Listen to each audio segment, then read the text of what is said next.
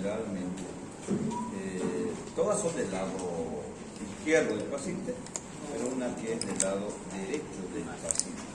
Entonces vamos a completar con lo que es la palpación de vaso. De igual manera es un órgano que no se palpa normalmente cuando nosotros hacemos la palpación en un abdomen que no tiene, digamos, una patología aparente, no se va a palpar el vaso. Hago la palpación, no lo voy a palpar, pero sí cuando hay una patología de base, por ejemplo, una esplenomegalia, ya sea por cualquier situación, puede palparse. Entonces, cuando se palpa el vaso, tomamos en cuenta de que hay algo patológico en ese paciente. Procesos infecciosos podrían producir lo que es la esplenomegalia. Vean ahora en lo que es las imágenes.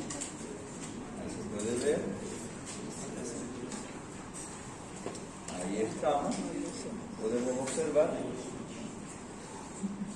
En la palpación de vaso tenemos que tomar en cuenta las características, tanto como el tamaño, o obviamente con la palpación vamos a poder determinar si es que existe o no esplenomegalia, si existe algún tipo de anomalías, si existe algún tipo de alteraciones en la forma, en la lisura, en el contorno, o si es que existe alguna alteración, ya sea en relación a lo que son nodulaciones, o si está duro, pétreo. Cuando es algo duro, una piedra, hablamos de pétreo, puede ser que sea realmente una tumoración neoplásica, bueno, son duros o están calcificados, ¿no? La consistencia, la movilidad, sensibilidad y si tiene pulsabilidad. En este caso podemos decir, es la única, como les decía, que se hace del lado derecho del paciente, todas se hacen del lado izquierdo. Esta que se hace del lado derecho. Vamos a ver, a ver, pase usted, muy bien. ¿De voluntario? Aquí concluyo, pero si quieres esas días. Pero, hombre, colóquela por favor. Podemos ver acá. Muy bien, a ver, ¿con láser tiene? Sí. Excelente. Ahí está. Podemos ver entonces en este paciente que está. El médico está al lado derecho, paciente en decúbito supino, y veamos cómo el médico con la mano izquierda trata de aproximar el vaso a la mano derecha, iniciando en la línea media. A ver, vayamos a ver un voluntario. Paciente en decúbito dorsal, médico a la derecha, palpación. Generalmente le decimos que inspire profundamente para que podamos profundizar en la palpación. Y entonces la otra mano trata de aproximar al vaso, ¿no? A ver, ¿quién nos puede ayudar en esta maniobra? Adelante, por favor. Dejen de grabar a su compañera.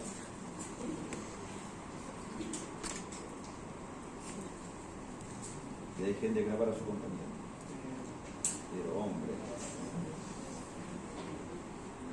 Entonces, mi paciente en decúbito.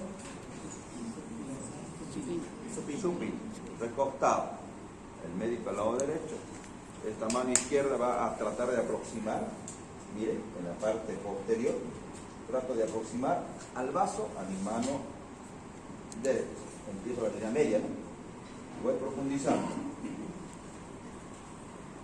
¿lo notan?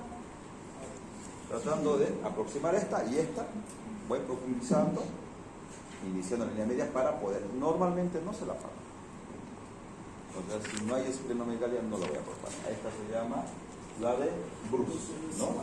Entonces esta, ya gracias, normalmente no se la palpa cuando no hay esplenomegalia. Cuando hay esplenomegalia también puede ser que exista algún hiperesplenismo, eso puede llevar a plaquetopenia, por ejemplo. Entonces, tenemos que ver si es que no tiene agrandado el vaso. De la misma manera, tratando de aproximar el vaso, ¿no? ¿Están, no? En las maniobras que vamos a hacer con el video están, ¿no? ¿Están? Bueno, tienen que realizar de esa manera. Las otras son prácticamente del lado izquierdo de la cabecera del lado izquierdo del paciente.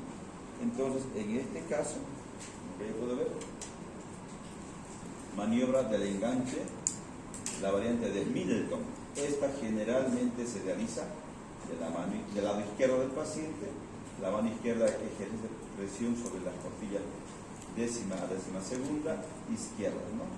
Lo que hacemos es eso, con la otra mano tratamos de aproximar. Más o menos lo que hacemos es lo mismo.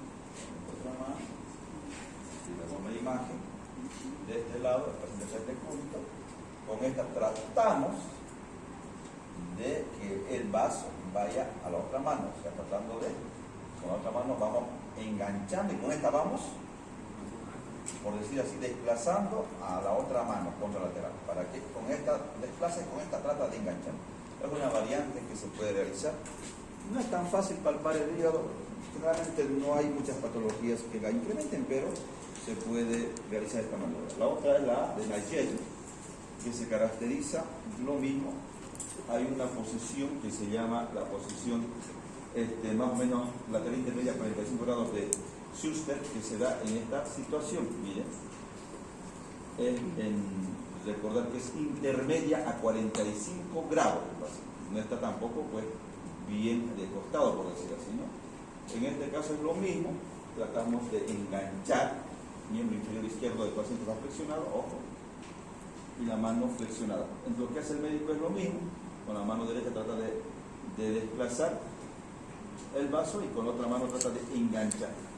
Son variantes que se pueden realizar, va a depender mucho de cómo ustedes dominen cuál pueden realizar.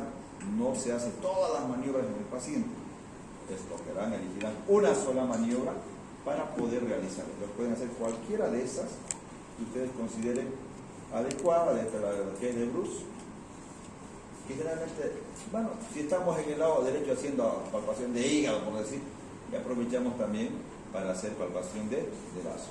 Generalmente, digamos, para no desplazarnos al otro, podemos hacer esta, pues, ¿no? O la que ustedes tomen en cuenta.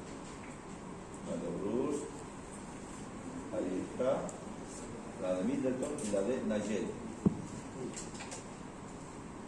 Acá se puede ver, normalmente, ojo, cuando hay hepatomegalia, pues se desplaza, ¿no? Cuando hay esplenomegalia, de igual manera se va a desplazar por debajo del reborde costal. Lo mismo, a cuántos traveses yo voy a cuantificar. Si yo palpé hasta acá el vaso, pues cuantificaré a cuántos traveses de dedo o a cuántos centímetros por debajo del reborde costal. Repito, normalmente no se lo palpa al vaso. Eso era la parte de palpación de vaso. Vamos a ingresar a lo que es a la parte de los síndromes. Vamos a ver. No dimos síndromes, ¿no? No. Vamos a ver los síndromes. Los síndromes son la conjunción de signos y síntomas. Entonces, cuando yo tengo un paciente, lo mismo, voy a seguramente tomar en cuenta los signos y síntomas que el paciente me indica para poder llegar a un diagnóstico. En el esófago hay varios síndromes esofágicos. Dentro de esas podemos tomar, por ejemplo, en cuenta lo que es las causas como cáncer, una esofagitis. Toda itis es inflamación, no se olviden, ¿no? Neumonitis, pleuritis, ¿sí? Gastritis, habla de inflamación. Esofagitis, enfermedades por reflujo gastroesofágico. En el cáncer, miren, ¿qué creen que puede tener el paciente con cáncer? Hay una bola, una masa, una tumoración. Lo primero que el paciente va a referir seguramente en la parte de los signos o síntomas va a ser pues disfagia, dificultad a la deglución. Doctor, no puedo tragar o se me dificulta pasar los alimentos porque va a ser efecto de masa. Entonces, esta disfagia de tipo progresiva que va incrementando cada vez más y más y más puede ser ya no solamente a la larga, pues hasta ni a sólidos, pero ya hasta líquidos, ¿no? Pero la característica, cuando hay una calasia, por ejemplo, el paciente refiere que no puede tragar ni agua, disfagia líquido, ¿no? Cuando esa calasia, recordad que la calasia es el incremento del tono del esfínter esofágico inferior, entre comillas, y el paciente pues no puede deglutir ni agua, por decir así. Las causas, por ejemplo, el tipo epidermoide, las causas tabaquismo, la ingesta de alcohol, es más en hombres, 4-1, ¿no?, en relación a la mujer. ¿Cómo podemos llegar al diagnóstico? Mediante una endoscopía digestiva alta. Recordar que los signos y síntomas, dolor puede ser que tenga, repito, disfagia, pero en la parte ya del diagnóstico, mediante una toma de biopsia por endoscopía digestiva alta. O también podría ser por un tránsito esofágico. Hablamos de que podemos hacer ingerir contraste y le sacamos varias series de radiografía a medida que va progresando en la deglución el contraste y podemos ver una estrechez de la luz de lo que es el esófago. Esofagitis, ya saben, inflamación del esófago. Lo que refiere es dolor retroesternal, probablemente una pirosis, una sensación de urete en región del esófago retroesternal generalmente. Las causas de flujo gastroesofágico, pacientes inmunodeprimidos por causa infecciosa, puede ser por ingesta de sustancias tóxicas. Hay gente que para quitarse la vida se puede tomar cualquier tipo de sustancias corrosivas como lavandina, como aquellos que destapan el caño sosa, por ejemplo, soda cáustica se puede ingerir. Entonces puede llegar a eso. Recordar que hay pacientes que ingieren con intento suicida y puede llegar a tener hasta estenosis de esófago, perforación de esófago. Se han dado casos muy graves de esto y pueden fallecer por una mediastinitis cuando se perfora el esófago. Contacto con medicamentos puede ser, la ingesta de medicamentos puede inflamar el esófago y darnos varios tipos de esofagitis en este caso. Reflujo gastroesofágico, el paciente generalmente puede llegar a tener este reflujo gastroesofágico, además de la región gástrica y duodenal. Hay una sensación de dolor purente, una pirosis, lo mismo disfagia, estenosis, una hemorragia podría producir a la larga este tipo de síndrome, ¿no?, por reflujo gastroesofágico. Y también a la larga dijimos que podría producir un esófago de Barrett, o sea que puede cambiar la mucosa del esófago. ¿Qué tipo de mucosa tiene el esófago? Muy bien, y podría cambiar por una mucosa cilíndrica que está, bueno, la cilíndrica del estómago, pero podría producir este reflujo a largo tiempo, podría producir inflamación en esta parte distal del esófago y darnos un esófago de Barrett. Entonces, ojo, mucho cuidado en estos pacientes que tienen reflujo gastroesofágico. Justamente ataca eso. Esófago de Barrett es la transformación metaclásica del epitelio esofágico, ¿sí? Recordar que este va a ser reemplazado por el columnar o cilíndrico, se lo he explicado, ¿no? 10% de los pacientes tienen reflujo gastroesofágico crónico, o sea, va a llevar a esto. Y a la larga hasta un adenocarcinoma, que puede ser lo más grave. Entonces, el grado de displasia puede ser de grado 1, 2, 3, 4, 5, dependiendo. Esto lo vamos a definir mediante seguramente el grado de infiltración, mediante una toma de muestra de biopsia y delimitar dónde está, ¿no? Tienen varios grados de displasia. Ahí se puede apreciar la mucosa. Generalmente esta es la que está normal, pero en el esófago de Barrett vamos a ver una coloración diferente del esófago. Entonces, hay una inflamación crónica y esto podría, como una muestra de biopsia, y si ya tiene este epitelio cilíndrico, dijimos que es un esófago de Barrett. ¿Qué tendríamos que tomar en cuenta? Esto puede transformarse en un cáncer, una neoplasia. La calapsia, sí, todo, claro, como muestra de biopsia. Síndrome del esófago, la calasia, por ejemplo. La calapsia dijimos que es un trastorno motor, aumento del tono del esfínter esofágico inferior. Uno deglute los alimentos y el esfínter esofágico tendría que relajarse para que pase del esófago al estómago, ¡plá!, se contrae y los alimentos no pasan al estómago, y lo que pasa es que este paciente tiene lo que se llama la disfagia, dificultad a la deglución. Pero como esta falta de relajación del esfínter, no solamente va a ser bueno, lo importante es que es primeramente a líquidos, pero también a sólidos. Es la diferencia. Recordad que aquí hay una contracción, ingiere el líquido, no pasa, pues, ni el líquido pasa. Entonces, puede tragar, doctor, ni líquidos puedo tragar, se me atora. Esta es una calasia, lo más probable. Pero si solamente es a sólidos, debe ser alguna masa tumoral, ¿no? Un cuerpo extraño, un tumor, debería tomarse en cuenta. Entonces lo que hacemos, y por encima de la estenosis va a empezar a incrementar un megaesófago. Esta va a producir regurgitación, dolor torácico, pérdida de peso. ¿Por qué? Porque los alimentos no pasan al estómago, ¿no? Y además puede vomitar. Y además también es importante que estos pacientes muchas veces no vienen a la consulta por un problema netamente de la calasia. A veces estos pacientes ni siquiera, digamos, toman en cuenta esto. Muchas veces los pacientes vienen por neumonías a repetición. Como no pasa, el alimento se queda acá y cuando van a dormir hay una micro broncoaspiración, o sea, va haciendo que estos alimentos se pasen al pulmón y hacen neumonías a repetición. Entonces, también el reflujo gastroesofágico, pues pueden hacer microaspiraciones, por eso hacen neumonías de largo, pero cada vez hago neumonías. Puede ser que sea por un problema de reflujo o también es lo que nos puede llevar a lo que es la calasia, a producción de neumonías a repetición. ¿Entendido? ¿Está entendiendo? Sí. ¿Estamos de acuerdo? Sí. Vamos a ver, enseguida vamos a ver, están atendiendo todos.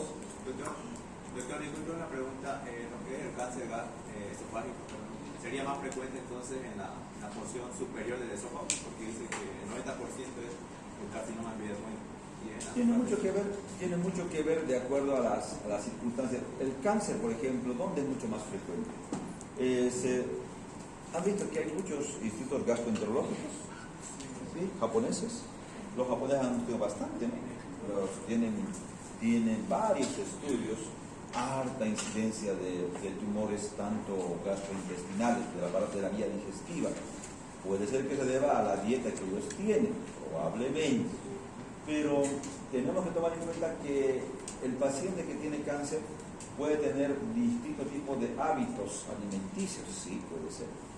No hay un marcador eficiente para decir, este paciente va a ser cáncer, este no va a ser. Es muy difícil determinarlo. Hay factores ambientales, sí, alimenticios, el tabaco tiene mucho que ver, pero sí, distintamente puede deberse a eso. O sea, no es que digamos, vamos a hacerlo, va a ser el tipo de cáncer, no podemos determinar exactamente. Sí hay alta incidencia, sí, para estudiar el médico, pero tenemos que nosotros ver los signos y los síntomas de acuerdo a eso. Si me dice dificultad, mientras más alto sea, claro, el tumor va a tener mayores síntomas digestivos. Por ejemplo, va a poder, tal vez no va a poder ni ingerir alimentos, ¿no? Mientras más alto esté, va a empezar a vomitar. En cambio, si está más bajo, probablemente va a ingerir, pero va a tener una disfagia, probablemente. O sea, va a depender mucho de dónde está. ¿Cómo se hace el diagnóstico clínico? Muy difícil. ¿Qué tenemos que hacer? Una biopsia mediante una endoscopía digestiva alta y mandarlo al laboratorio.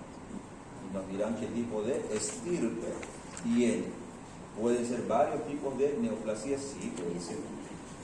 También recordar en la parte semiológica es muy importante preguntar los antecedentes personales. Puede ser que algún familiar tenga un tumor y el familiar que viene a la consulta puede ser también que tenga alto riesgo de hacer una neoplasia. El problema también de las neoplasias, ojo, no sabemos a quién le va a dar, pero lo que sí está demostrado es que el tabaco sí es un agente que produce cáncer, súper demostrado, el pulmón, ni qué decir, pero también en varios órganos, esófago, boca, en la parte de la vejiga, laringe, etc., o sea, en cualquier región. Como por ejemplo en lo que es el cuello uterino, que está demostrado que sí produce cáncer o hay incidencia de cáncer en el cuello uterino de la mujer, virus del papiloma, pues, entonces está demostrado que sí produce. Entonces se dan cuenta, hay factores que van a interferir en eso que sí hay, pero después es muy complicado saber quién va a ser, cómo va a ser, en qué región es muy complicado saber. A ver, sigamos.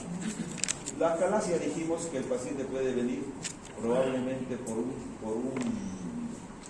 una neumonía. Si viene neumonía a repetición, ojo, si hay neumonía a repetición, yo pienso o es un reflujo que tiene, o una acalasia, o tiene un cáncer de pulmón. Tendríamos que tomar en cuenta. No puede ser que neumonía en el mismo lugar 2 o 3 veces, pero claro, sería, ¿no? Pero neumonía bacteriana, me refiero. ¿Qué tendríamos que hacer en esta acalasia? Endoscopia digestiva alta, que nos va a orientar bastante, pero también podemos tránsito, ¿no?, esofágico con varios, que ingiera varios y hacerle radiografías en varias posiciones. Por ejemplo, ingiere y le hacemos a los 2, 3, 5, 10 minutos, dependiendo cómo va progresando el bajo. También podemos hacer lo que se llama, podemos medir cuánto tiene de tonicidad en lo que se refiere al esfínter, entre comillas, esofágico inferior.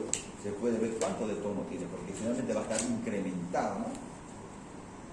Acá se puede ver, en este paciente, por ejemplo, yo veo que existe un esófago agrandado, un mega esófago, se puede apreciar, un mega esófago. A ver, veamos otra. Ya con tránsito, con la ingesta de contraste de bario, lo que nosotros hacemos es hacer ingerir, y miren cómo el esófago no pasa prácticamente al estómago, apenas, miren. ¿Qué tipo de signo es este? ¿Qué parece? No, pero ¿qué parece esto? Un pico de ave, pues. ¿O no parece pico de ave? Sí, el pico de ave. Ahí se puede, mediante una endoscopía, se puede ver que está prácticamente, no pasan los alimentos, ¿no? Ahí se puede apreciar. Esta es una endoscopia digestiva. Además parece que hay un reflujo, ¿no? Una mucosa hiperemiada, habrá que tomar una muestra de biopsia, pues, ¿no? Podemos medir lo que es cuánto tiene esa tonicidad mediante una manometría para ver si es que en realidad está o no incrementada lo que es esa contracción en ese esfínter. Normalmente tiene que uno que ingerir los alimentos y tiene que relajarse con el esfínter, ¿no? Tiene que pasar los alimentos, y si no pasa eso, pues hay lo más probable una acalasia. ¿Qué patologías podrían tener? Se relaciona mucho con la esclerodermia, por ejemplo. Podríamos pensar. La prueba de hora, la manometría, ¿no? Otros síndromes esofágicos pueden ser, por ejemplo, las varices esofágicas, como en este caso. Miren cómo se puede apreciar las varices, divertículos, traumatismos, la esclerodermia. Tiene mucho que ver. Síndrome de Mallory-Weiss se caracteriza por desgarros, pero que no van a perforar la mucosa, sin embargo van a desgarrar, y este paciente va a tener probablemente sangrados, puede darnos vómitos con sangre, hematemesis en este caso, podría producir de cierta manera. Entonces, algunos se pueden producir las náuseas, ¿no? Uno se produce y desgarrar en ese en el esfuerzo que hace, en las náuseas que llegan al vómito. Convulsiones epilépticas, masaje cardíaco externo podría también producir este tipo de lesiones, del síndrome de Mallory-Weiss, y además la ingesta de alcohol o de los salicilatos. ¿Algún salicilato que conozcan? La aspirina. Recordar que, ¿para qué se usa la aspirina? ¿Usamos la aspirina? Ya no usamos. Antiagregante, ¿no? Para pacientes que tienen trombos, como un antiagregante, o para pacientes que van a prevenir algún tipo de infartos. A partir de los 45 o 50 años tendríamos que ingerir para evitar que nos infartemos, por ejemplo, ¿no? Tratando de antiagregar. Pero esto podría producir en algunos pacientes esta inflamación, más que todo un desgarro de la mucosa esofágica, produciendo en algunas personas hasta hematemesis, sangrado podría producir. Entonces, estos salicilatos, la aspirina podría producir de esa manera. Entonces, tenemos que tomar en cuenta que hay personas que sí toman salicilatos, ¿no? Para prevenir eventos cardiovasculares. Entonces, ¿cómo hacemos la historia? Bueno, como en toda la historia que hemos visto en todos los pacientes, preguntamos, anamnesis, si tiene náuseas, vómitos con sangre, dolor, urente, rectoesternal, pirosis y demás. Y también en la parte del examen físico vamos a realizar las maniobras correspondientes. Tenemos que hacer un esofagograma, ingerir vario, manometría esofágica, podemos también hacer una esofagoskopía y también podemos hacer una monitorización del pH, ¿no?, en el reflujo gastroesofágico para poder ver si es que aumenta o no aumenta en el esófago el pH, si hay reflujo sobre todo. Gastritis, que es itis, ya dijimos, inflamación del estómago. ¿Por qué se caracteriza por la inflamación? Normalmente esta definición, de recordar que es generalmente endoscópico, o sea, mediante una biopsia. Puedes ver inflamada, claro, pero ¿cómo lo vas a ver? Mediante una endoscopía, por ejemplo. Las úlceras son lesiones que afectan la mucosa, pero en este caso, generalmente que se caracteriza por penetrar la capa muscular de la mucosa. Esa es la característica. Pero lo que es la gastritis es la inflamación de la mucosa, generalmente, ¿no? Las úlceras van a penetrar mucho más profundamente. Del curso crónico pueden recidivar y además de estos pueden dejar cicatrices. ¿Se acuerdan que antes les decía, cuando había una perforación o una úlcera gástrica, lamentablemente no había tratamiento para la úlcera gástrica antes de lo que es la ranitidina y el omeprazol? El paciente venía con hemorragia digestiva alta, hematemesis, melena, y empezaba a vomitar, hematemesis, ¿no?, vómito con sangre, y cuando no había todavía ranitidina ni omeprazol, lo que se hacía, por ejemplo, para parar la hemorragia digestiva alta, porque el paciente vomitaba sangre y vomitaba, se hacía, por ejemplo, sonda nasogástrica, agarraba una sonda nasogástrica y tenías que introducir soluciones fisiológicas frías para que haga vasoconstricción, porque no había otra solución. ¿Qué podías hacer? No había medicamento, pero desde la llegada del omeprazol y llegada de lo que es la ranitidina, pues tú das para una hemorragia digestiva altamente ranitidina, pero mucho mejor el omeprazol. Recordar que el omeprazol actúa por 3 vías en relación que la ranitidina solamente una vía. ¿Qué vía? ¿Cómo actúa inhibiendo la secreción del ácido clorhídrico? Según el receptor de la histamina 2, inhibiendo su acción, y como la cadena interna de la secreción de ácido gástrico va por la vía ranitidina como principal, se reduce en un 70% la producción de ácido gástrico. Muy bien, entonces recordar que bloquean los receptores H. Entonces, justamente tiene mucho que ver. Entonces, de esa manera va a actuar la ranitidina, cimetidina, famotidina, inhibiendo lo que es la histamina sobre todo, ¿no? Pero los inhibidores de bomba de protones, ¿alguien se acuerda? ¿Cómo actúa? ¿Cuál es su mecanismo de acción? Según el forma irreversible a la bomba de protones, pero es la ATPasa protón-potasio. No puede decretarse hidrógeno, no se puede crear ácido clorhídrico. Reduciendo hasta un 90% la producción. Entonces, ¿pero qué vías va a inhibir para que no se produzca ácido clorhídrico? Como es la vía última, todas las anteriores, aunque se activen, no pueden activar la bomba de protones. Está bien, pero ¿qué vías va de esta manera? ¿Qué vías va a bloquear? De la histamina, ¿está bien? ¿Qué más? Acetilcolina y de la gastrina. Entonces, ¿cuál es mejor? Los inhibidores de bomba de protones, porque justamente va a evitar estas 3 vías. En cambio, la ranitidina solamente de la histamina. ¿Entendió? También recordar que antes, por ejemplo, cuando se hacía lo que es esta sonda nasogástrica, ¿saben cómo se mide? ¿No? Tiene aquí un endoscopio, un cable que se está usando, un cordón, algo para medir. Ahí está. Digamos que esto es una sonda nasogástrica. ¿Cómo nosotros medimos la sonda nasogástrica? Lo que hacemos es, ¿dónde vamos? ¿Cómo vamos a introducirla?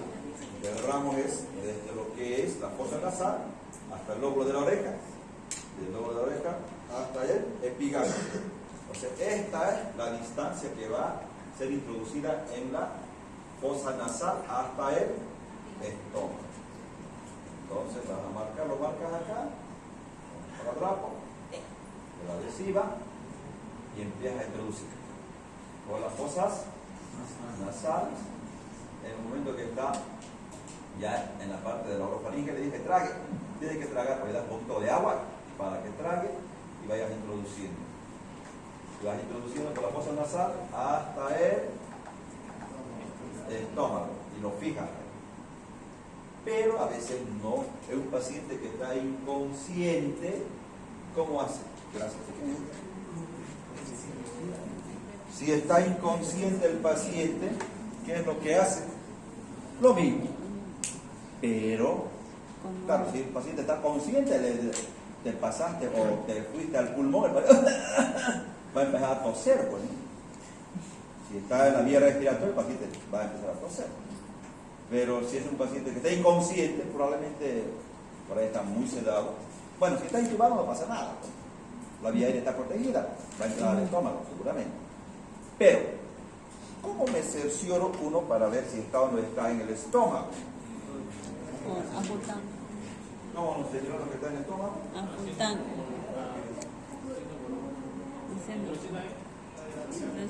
Ocultamos con un microscopio en el epigastrio, en el estómago, y voy a insuflar de la parte distal con una jeringa aire. ¡Sa! Voy a escuchar acá con mi mano burbujas de, seguramente voy a escuchar en el epigastrio. Tendré que escuchar. Ahora, ¿qué tal si insuflo? Nada. Seguramente no está en el estómago.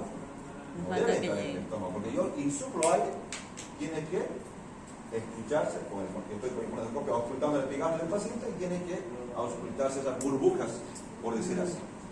Pero también es importante cuando nosotros tenemos un paciente y por ahí está en la vía respiratoria, lo que tengo que tomar en cuenta es que la parte distal, o sea, la que queda afuera, puedo introducir en un vaso de agua. Si está en el pulmón, va a ser burbujas. Porque en cada expiración va a ser burbujas en un vaso de agua. Porque está en el pulmón. ¿Se entendió? Sí. Bueno, en la práctica van a explicar cómo es eso. No está en su video hacer... no. Aunque vamos a intubar, sí. Técnicamente debe ser fisiología. Adelante. Muy bien. A ver, voluntario. Vamos. A ver, usted. Escuche, por favor, más fuerte hable, no se escucha nada.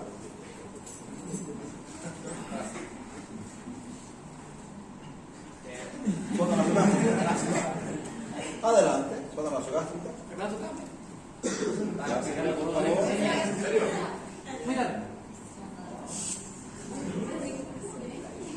Al momento de introducir la zona nasogástrica hay que medirla primero. ¿Cómo se lo hace? Se lo mide en la nariz, luego en la oreja y hacia el epigastrio. Y se le introduce vía fosa nasal hasta la medida indicada, se asegura y luego se puede utilizar el restante. ¿Cómo se sabe si ha llegado al estómago? A través de una jeringa se insufla y con el fonendoscopio se coloca en la zona epigástrica y se escucha un burbujeo al introducir aire en el estómago. Si no existe ese burbujeo, es porque se encuentra en la vía bronquial. Sí, un poco no llega. Eso es. ¿Están de acuerdo? Sí. ¿Lo entendió atrás? Ahí pase, ¿Se pasa a explicar? Pase. ¿Qué más dijo? ¿Tiene algún nombre el burbujeo o solo se le dice burbujeo? Bueno, lo que está haciendo son burbujas de aire, porque tiene que aplicar. Ahí está. Borboteo es otra cosa, borboteo es la palpación. Cuando tú lo palpas en un paciente, digamos, tiene sensación, hablas de borboteo, es diferente. A ver, pase, por favor. Silencio. ¿Lo ha entendido? Si no, por favor, vamos a volver a explicar. No lo entendió. ¿Lo entendió, no? ¿Lo entendió? Pase, por favor, pase. pues. A ver, silencio. ¿Lo he entendido? A ver, vamos, ¿qué es lo que entendió? Adelante. Lo que le va a aumentar va a ser el estómago. Adelante.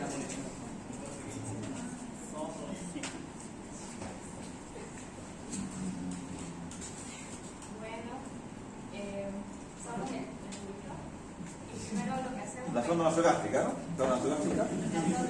¿Cómo medimos?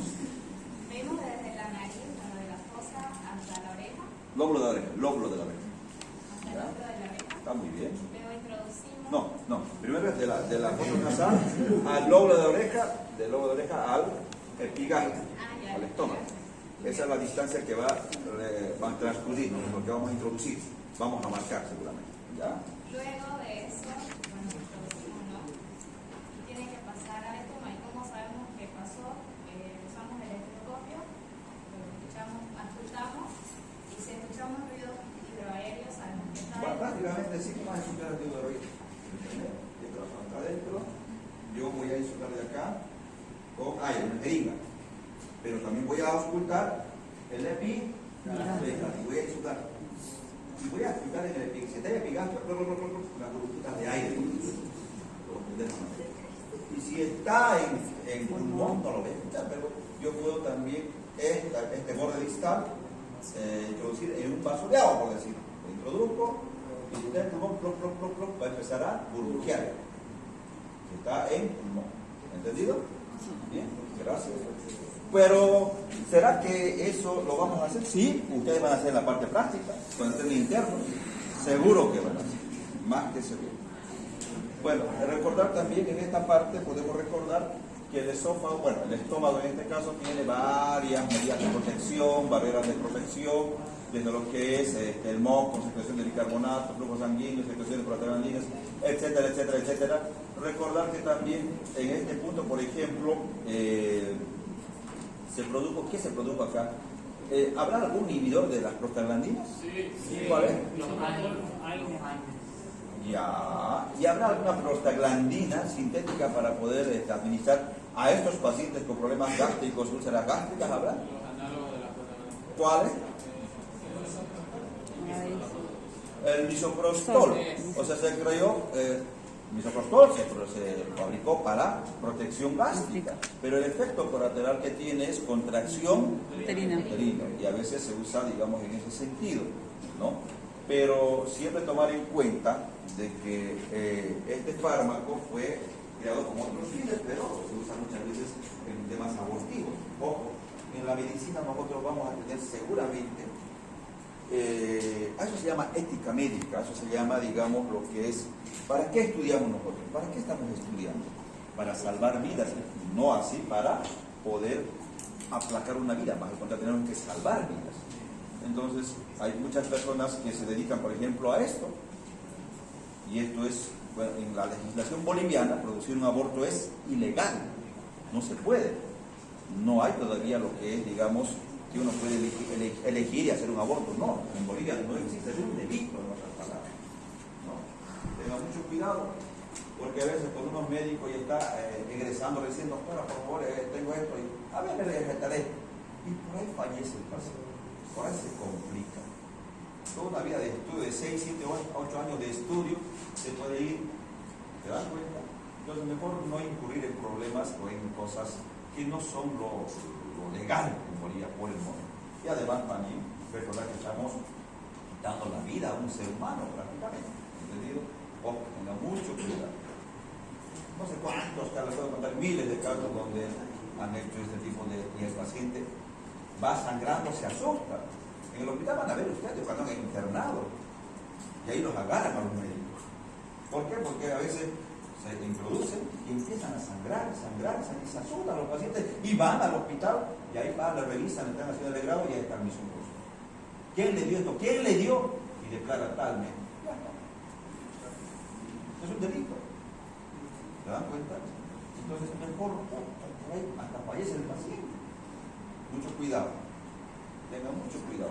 La medicina es tan hermosa, tan bella, todo va a llegar a su tiempo, todo llega a su tiempo. No es que van a salir de médico primer año van a ser millonarios. No, con calma va a ir, con calma. Van a ir escalando. ¿Se dan cuenta? Van a ir escalando poco a poco. Pensarán primeramente, no piensen en trabajar, piensen en hacer una especialidad. Porque el trabajo sí puede haber, pero no está muy bien remunerado en la parte de medicina general. Antes sí, no había medicina en las universidades, apenas había 2 o 3 universidades. Pero ahora hay tantas, más de 11 universidades de medicina. Entonces se ha saturado el mercado de médicos generales. ¿Qué tienen que buscar? Hacer una especialidad. Todos tienen que pensar en especialidad, no en medicina general. Claro, es un logro, es un paso más, pero tienen que pensar en ser médicos especialistas. ¿Se dan cuenta? Entonces, eso es lo que tenemos que tomar en cuenta. Para ir concluyendo esta parte, los que van a agredir la mucosa son el HP. ¿Sí? Igual puede producir alteraciones en la mucosa, y producir varias alteraciones, AINES, estrés, corticoides, alcohol, café, igual pueden evitar en lo posible. ¿Qué va a producir? Alteraciones tanto en lo que es la mucosa gástrica y también pueden producir úlceras. Algo de fisiopatología, lo más complicado es esto, los AINES de forma local o sistémica inhiben la prostaglandinas. ¿Qué va a tener el paciente? Dolor epigastrio, acidez, náuseas, vómitos, hematemesis, melena, hemorragia digestiva, anorexia, pérdida de peso. Esa es la parte de gastritis, diagnóstico, cómo hacemos clínico y laboratorio. ¿Cómo tendrá dolor urente, sensación de dispepsias, puede tener el paciente náuseas, vómitos, hematemesis y demás. Endoscopía digestiva alta para verificar si es una gastritis o una úlcera. Desde la ureasa para poder detectar al Helicobacter pylori. También serología se puede hacer en sangre, puedo pedir ELISA en sangre para HP, medicación.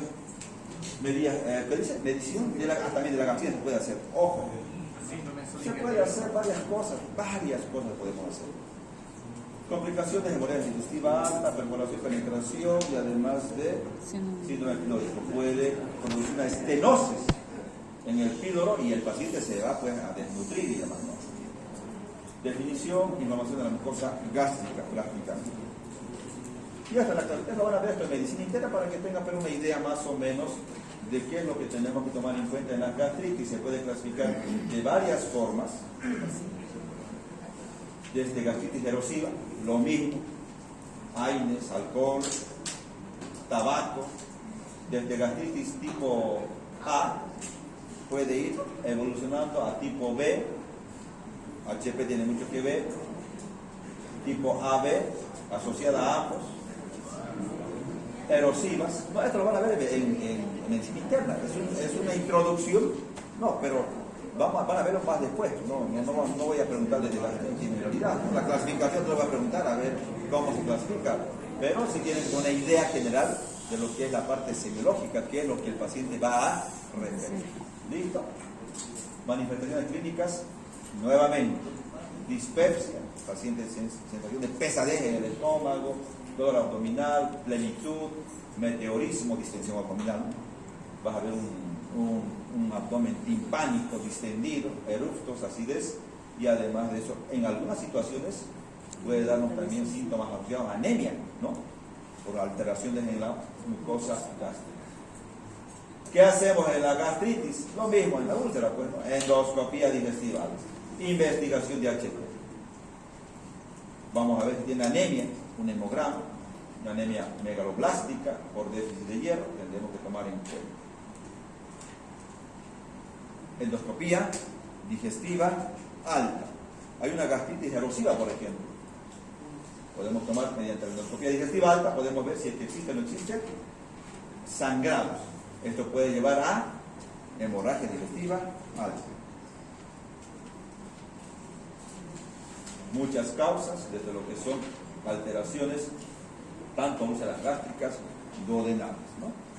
Bueno, lo que tenemos que tomar en cuenta, el paciente con una gastritis va a tener dolor en región de epigastrio generalmente. Bueno, vamos a ver, tenemos lo que es tenemos a ver, la lista. ¿Hemos hecho la lista? No. Por favor, guárdelo esto. ¿Quién es esto? Atención a la lista.